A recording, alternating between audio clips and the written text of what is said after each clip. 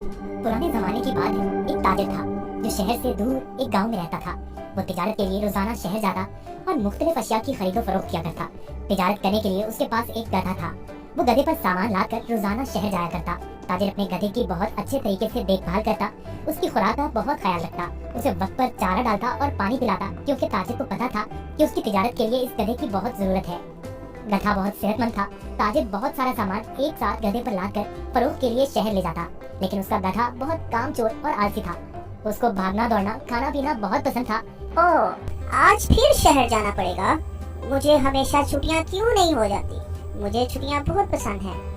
मेरे मालिक को तो हमेशा काम की ही पड़ी रहती है, पर मुझे फारिग रहना बहुत पसंद है।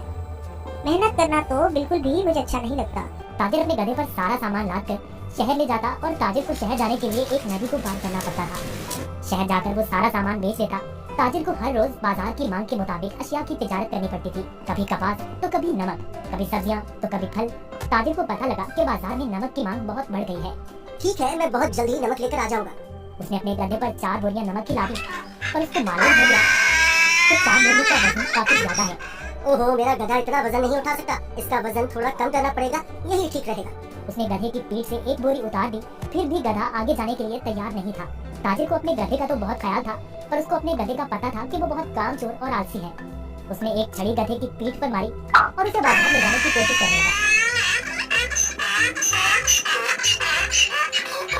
चलो, मुझे पता है तुम बहुत आलसी हो। तुम्हें शहर जाना बहुत जरूरी है, क्योंकि बाजार में इस वक्त नमक की बहुत मांग है। ताजिर ने सारा नमक फरोख्त कर दिया। ओहो, सच में बाजार में नमक की बहुत मांग है। ताजिर ने फिर रोज की तरह शहर में नमक फरोख्त करना शुरू कर दिया। गधे पर कभी 3 तो कभी 4 बोरियां लादकर बाजार जाना पड़ता था, जिसकी वजह से गधा नाखुश था। पर वापसी पर गधा बिल्कुल खाली आता और बहुत खुश होता। रोज की तरह ताजिर ने फिर से 4 बोरी गधे की पीठ पर लादी और शहर की तरफ निकल पड़ा। जब वो नदी के पास पहुंचा तो उसे पानी ज्यादा नजर आया। हमें बहुत ध्यान से आहिस्ता आहिस्ता चलना होगा, ताकि हम पानी में कहीं गिर न जाएं। जैसे ही उन्होंने आधी नदी पार की, अचानक गधे का पाँव एक बड़े पत्थर से लगा और गधा फिसल गया और पानी में गिर गया। ओहो, तुमने ये क्या किया? बोरियां तो अभी भी मेरी पीठ पर हैं, लेकिन मुझे इतना वजन महसूस नहीं हो रहा। ये एक जादुई नदी है।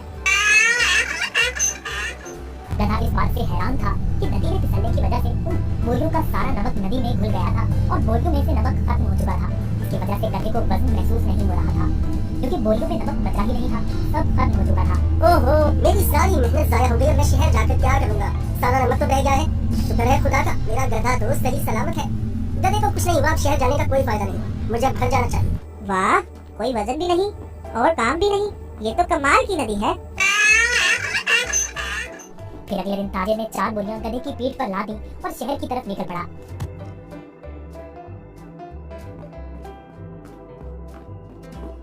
आहा, कल का दिन कितना अच्छा था।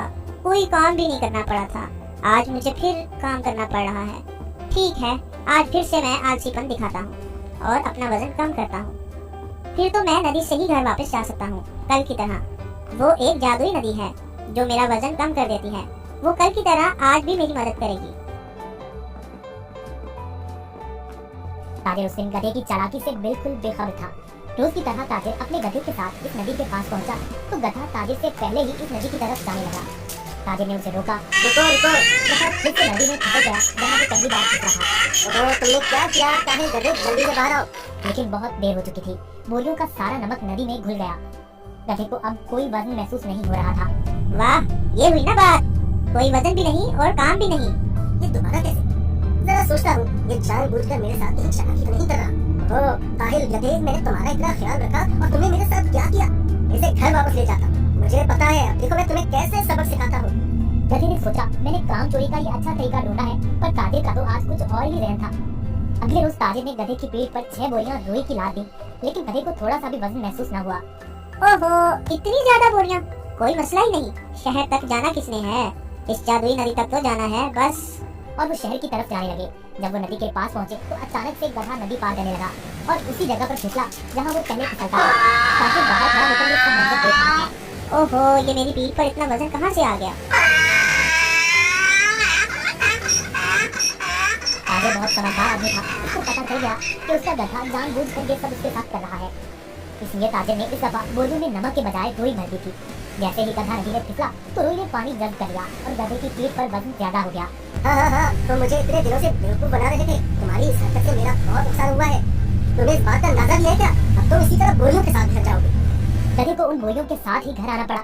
इस तरह गधे ने अपना सबक सीख लिया और उस दिन के बाद गधे ने कभी नदी में फिसलने की हिम्मत न की। इसलिए नतीजा, जैसा करोगे वैसा भरोगे।